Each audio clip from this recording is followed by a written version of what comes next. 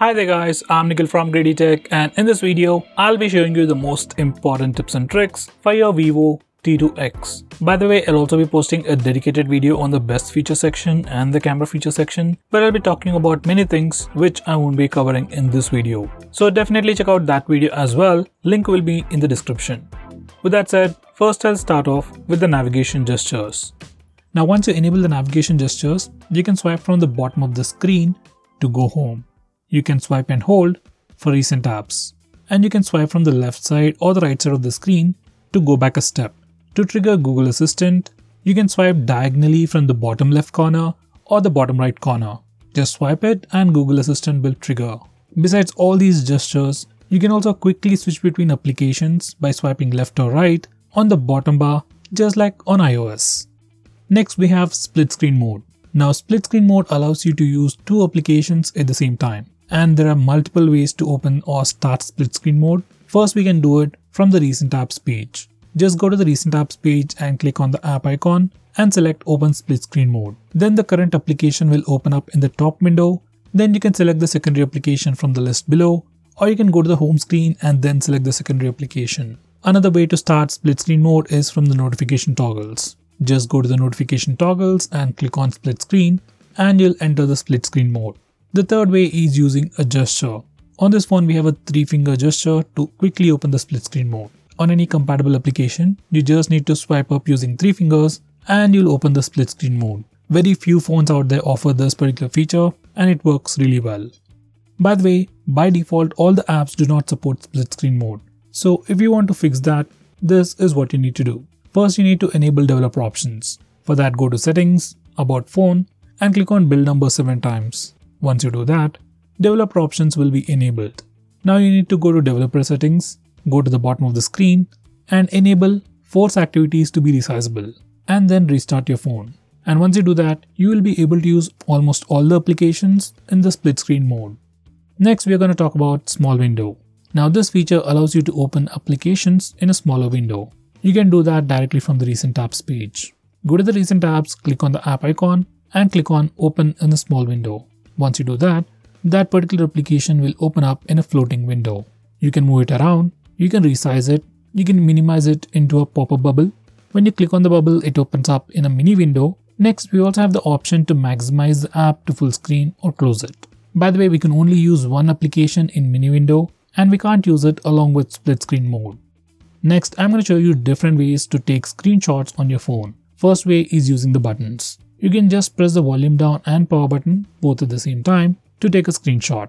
Next, we also have the 3-finger screenshot gesture on this phone. It's enabled by default. If it doesn't work, you can just enable it. Now this is how it works. Once you enable this feature, just swipe down using 3 fingers and you'll be able to take a screenshot. It's very simple and it's very handy.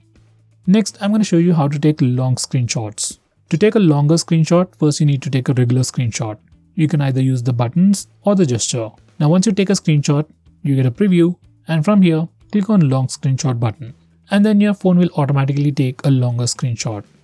Now besides all this, we also have a feature called as Capture on this phone, which offers tons of features related to taking screenshots. You can access it from the notification toggles. From here, you can take a long screenshot, a rectangular screenshot where we can just crop the preview screen. Next we have Nearby Share. Now this feature allows you to share files between different Android devices over Wi-Fi. Almost all the Android phones these days come with Nearby Share. First you need to enable Nearby Share on both phones. On your phone, set visibility mode to everyone or contacts. If you're sharing files with someone new, then set visibility to everyone. It'll automatically change to contacts after some time. Now once you're done that, select the files that you want to share and click on the share button. You'll see all the nearby devices on the share menu and just click on the nearby device to quickly share those files over Wi-Fi to the other Android device. Now this feature is just like the Share It app, but it's an inbuilt feature that comes on all the latest Android phones. Next we have Vivo Share or iQOO Share. Now this is an application that you can find on Vivo and iQOO phones. It's just like Share It, but only for Vivo and iQOO phones. It'll allow you to easily share files between Vivo and iQOO phones over Wi-Fi. Here's a quick preview.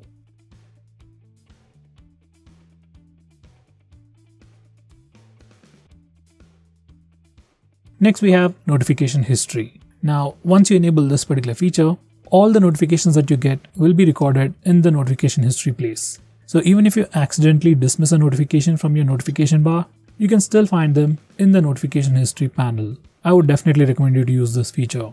Next we have privacy dashboard. Now this particular feature allows you to see which application has access to your camera, GPS, microphone and other permissions. And at the same time, this particular feature allows you to see which applications have used which particular permission at which specific time. So you get a complete timeline history and you can easily find out which applications are misusing permissions, and from here you can also block those applications from accessing those permissions.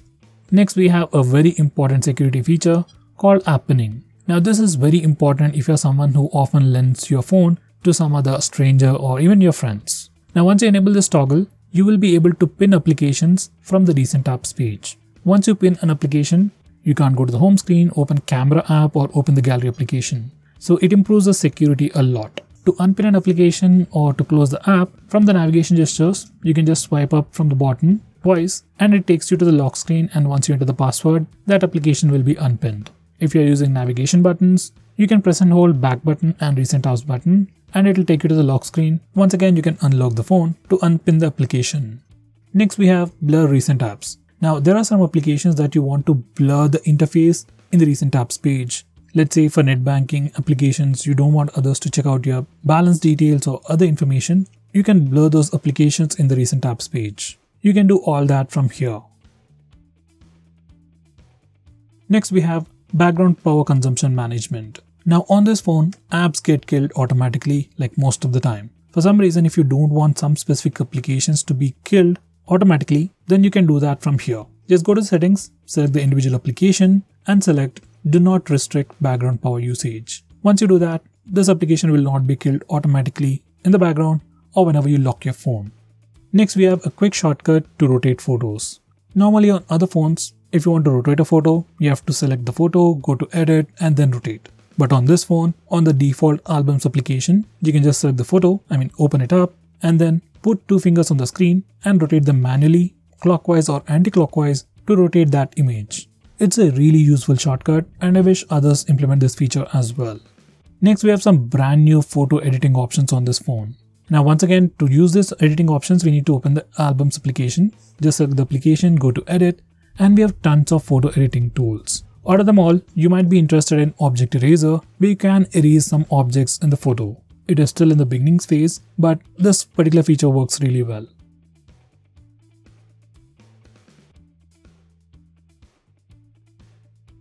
Next, we can also hide photos in the default albums application. To do that, just open the albums app, select any photo that you want to hide, then go to menu and then click on hide.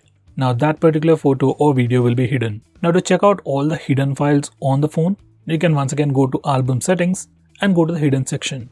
There's no password protection for the hidden section, but we can lock the entire albums lock itself. Next, we can also check out recently deleted files. Now whenever you delete files in the default albums application, they won't get deleted immediately. You can find them in the recently deleted section. After a few days, all this stuff get deleted automatically, or you can also delete them manually from here. Now if you don't like this particular feature and you want files to be immediately deleted on your phone, then you can disable this feature from the album settings. Next we have video editing options. Now this is one of the few phones out there which actually gives us video editing options directly on our phone without installing any third-party applications. If you're a YouTuber or someone who just wants to create some smaller videos directly on your phone, then this can help you a lot. Once again, go to your albums application, select the video, go to edit, and from here, you can actually edit this particular video. You can crop the footage, split it, add extra music track, and do a lot more directly on your phone.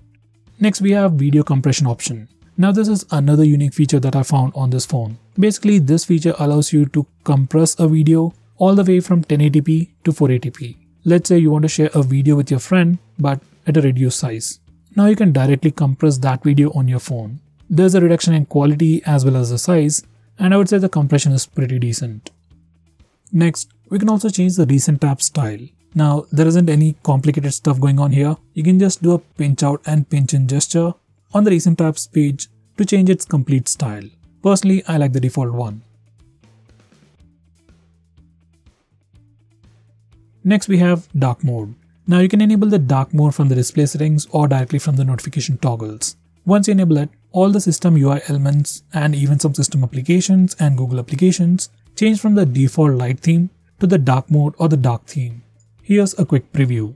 By the way, we can also schedule the dark mode to only work at night, which can also be pretty helpful. Next we have default app management. Now from this place, you can change your default phone dialer, default SMS application, default browser and so on. So if you want to change it, you need to come to this place.